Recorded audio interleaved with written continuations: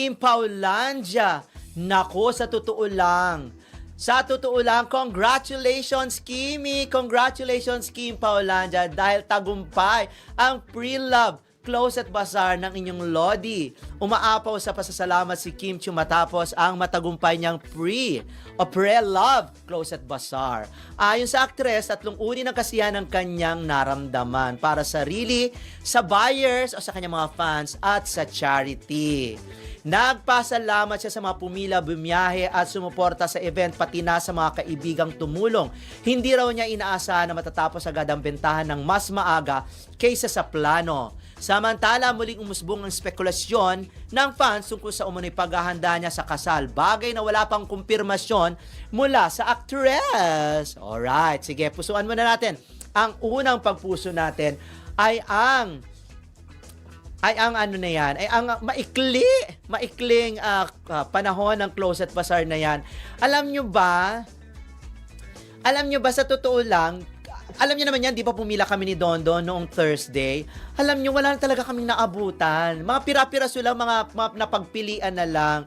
Buti na lang, mabilis ako. Pagdating ko doon, nakakita ako ng damit ni Kim. Kumuha kaagad ako at nakakita ako ng pantalon na alam kong sinuot din ni Kim. Kaya kinuha ko na. At meron ako nakita na isang panlalaki, kinuha ko na rin. Na feeling ko ay kay Paolo Abilino yon. Kasi di ba si Paolo dating nag-model ng bench. Nag-model siya ng bench. Ayon. Naging bahagi siya ng bench, 'di ba? Ayon at yun kinuha ko kahit medyo kamahalan siya. Ginetlag ko na kasi feeling ko kasi hindi na to aabot ng February 1. True enough, hindi na nga umabot. Kaya naman ang swerte-swerte nung mga nakakuha ng mga iconic na mga damit ni Kim na ginamit niya sa kanyang teleserye, ginamit niya sa kanyang mga mall tours, ginamit niya sa pelikula, ginamit niya sa kanyang noontime show, at ginamit sa iba't ibang mga events. Ang swerte, no, kahit medyo mahal, alam niyo, collector's item yan na po pwede ninyong ibenta kay Boss Toyo. Kung sakasakaling magipit kayo, naku, papatulan niya ni Boss Toyo. At eto na nga, nagpunta kami doon. Ang dami-dami naming nakita mga eksena, may mga talaga, alam nyo, ang dami-dami, ilang plastic bag ang napamili ng mga nandoon, as in, sa totoo lang, na parang susuotin ba nila ito or ibebenta ba nila ito or ito ba ay itatago for safekeep at gagawing souvenir. Hindi natin alam eh. Meron pa ako nakita mga matatanda na sa sobrang pagod nila, siguro sa sobrang excitement nila, biglang bumabang energy, ando doon nakaupo na lang sa gilid. Makikita nyo talaga na puro mga hanger. At yung iba nga hindi na nakapag-content dyan sa Closet Bazaar na yan. Alam nyo ba? Ang kinontent alam yung mga hanger for sale, 800, 500. Kung ano yung presyo ng mga damit ni Kim, yun na rin ang ginawang presyo ng hanger. Why not? Kung 'di ba? Kung pwede nga lang gano'n, 'di ba? Nung may nakalagay doon na Kim Chiu tapos may pirma, ay nako, bibili niya kahit 500 pa 'yan. Pero congratulations Kim, at balita ko mula sa mga Kim Paulandia na hindi lang 1 milyon ang nakubra o kinita ng pre-love na yan, ng Closet Bazaar na yan. Higit pa sa 1 milyon. At wala pa dito ang mga bags at mga sapatos. Alam nyo, katulad nga ng sinabi natin doon sa ating programa sa Eminin with Donder Sermino, sumuko na ang GCash payment ng bazaar na yan. Ano pa lang first day pa lang sumuko na sa gabi. Hindi na sila nag-allow. Ibig sabihin na reach na yung pinaka-peak ng balanse ng GCash kung saan sabi nila 500,000, 500,000. Puwera pa. At ang ino-honor na lang nila yung mga debit at credit card at syempre cash. Ay, nagbayad na lang tayo ng cash. Yung mga ganon. Nagbayad tayo ng cash at siyempre, mula pa dun sa kinita dun sa debit at saka sa credit card at saka sa mga cash. At the next day meron pang selling. Kaya naman, as in talagang tumiba ng bonggang-bongga ang pre-love na Closet Bazaar na yan ni Kim. At napakaswerte talaga nung charity na mapaglalaanan ng kinita na yan. At alam nyo ba, etong mga binenta ni Kim na mga gamit niya ay ilang taon naka-imbak sa kanyang closet. Kasi alam nyo ba si Kim, eto natatandaan ko ha, alam nyo ba si Kim, pag nagsha-shopping yan, umaabot yan sa 100,000 to 200,000. Sa isang shoppingan lang yan. Kunwari, nagpunta siya sa Mega Mall, nagpunta siya sa Podium, yan lang pinakamalapit sa kanya. Nagpunta siya doon. Yan, 100, 200,000 ang ginagastos niya sa kanyang mga damit. Kaya naman, makikita nyo, ang dami-dami dyan, puro mga branded. Katulad niyan, meron akong, nakuha ko branded na dalawa, branded na Zara. Ang mahal-mahal niyan, di ba? Kaya nga, napakaswerte talaga na ibinenta lang ng ganito. Pero siyempre, may mga ibinenta ng mga 1,000, 2,000. Yun naman mga, ang swerte nyo, nakakuha kayo ng mga Balenciaga, ng mga Gucci, ng mga ganyan. Ang bongga nyo talaga, pero deserve nyo naman yan kasi, kayo ay pumila ng maaga.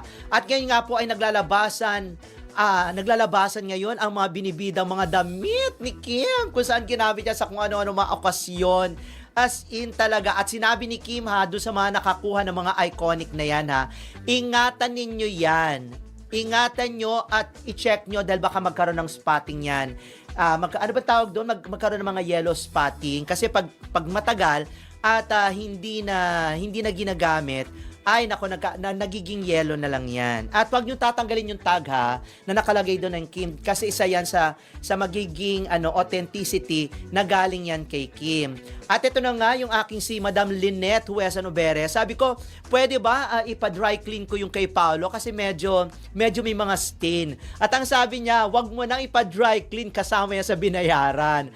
At syempre, ando dun pa yung amoy ni Paolo at katulad din nung kay Kim, andyan pa yung amoy ng katawan ni Kim. Kasi sila naman pagkasuot naman nila, minsan lang nila sinusuot, di ba? Hindi na naman nilalaban agad. At yan inihahanger na lang, binabalik sa hanger o kaya doon sa mga nagamit. Kasi nga, madaling masira, madaling mag-fade ang mga damit, lalo na kapag ka-branded, kapag palagi ang nilalabhan. Ayon. At napakaswerte. At tungkol naman dun sa posibleng pagpapakasal ni Kim, ay nako, we only hope for the best. We only hope for the best na sana ay magkatuluyan itong dalawang ito. At nakachikahan ko nga ang isang solid ni Paula Abilino na ngayon ay naging Kim Pao na rin. Ayun nga si Yun Wan. At tinanong ko siya, sino ba ang mas in love? Si Paolo ba o si Kim? Eto ha, siya talaga solid at kumbaga nakatutok siya kay Paolo at alam niya na lahat ng karakter, alam niya na ang personalidad ni Paolo at alam niya na rin at nasubaybayan niya ang love life ni Paolo. Yung mga dati niyang mga love life. At sinabi niyang ganon na ang mas in love daw sa dalawa ay si Paolo. Si Paolo daw ang mas in love kay Kim. Bakit kamo? Sabi ko, bakit?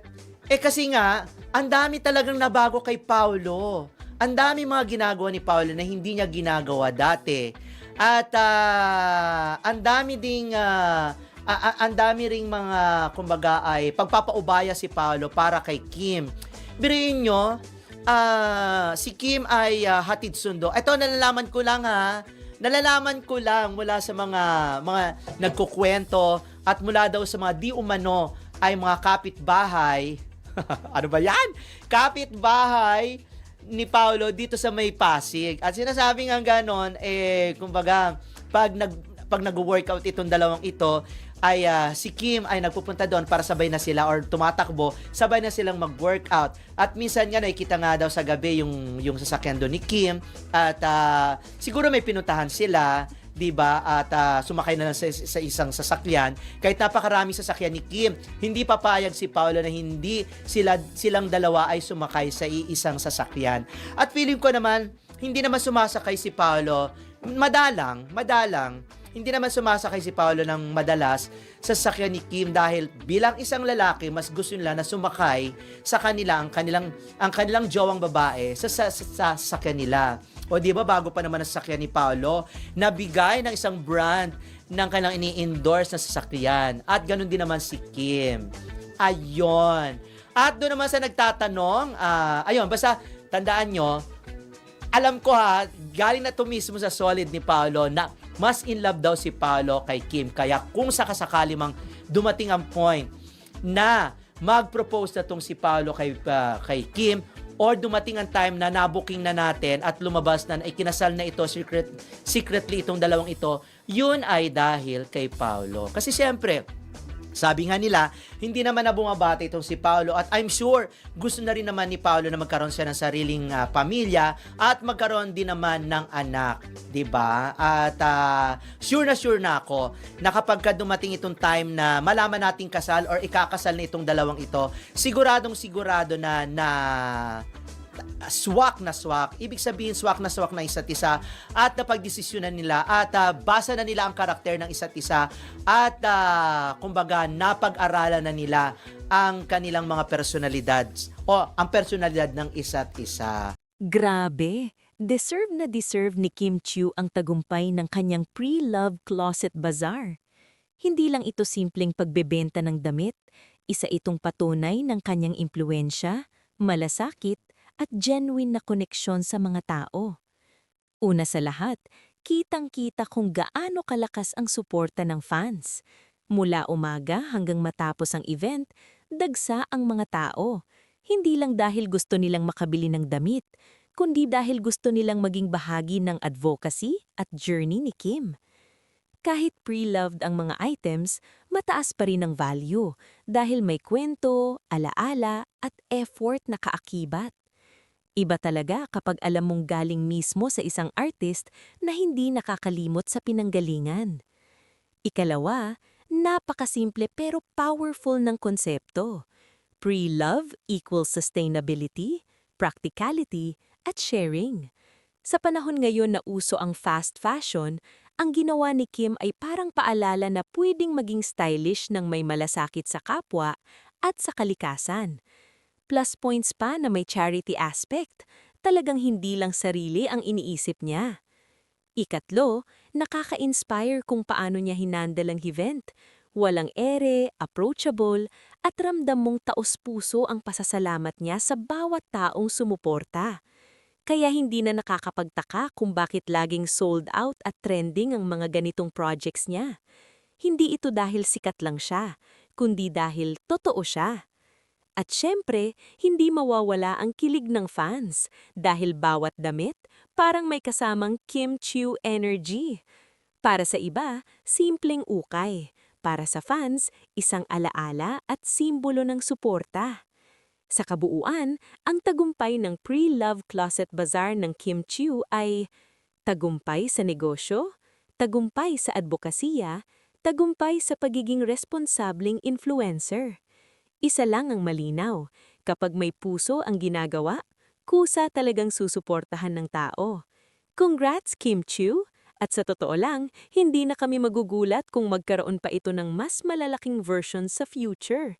Dahil alam ng lahat, kapag si Kim ang gumawa, laging may saysay at may pagmamahal. Para sa akin, napakagandang balita nito at malinaw na hindi aksidente ang tagumpay ng pre-love closet bazaar ni Kim Chiu. Isa itong patunay na hanggang ngayon, malakas pa rin ang tiwala at pagmamahal ng publiko sa kanya. Una, ipinapakita ng balitang ito na marunong gamitin ni Kim ang kanyang impluensya sa tamang paraan. Hindi lang siya nagbenta ng pre-loved items para kumita, kundi ginamit niya ito bilang paraan para magbahagi, magbigay inspirasyon at tumulong.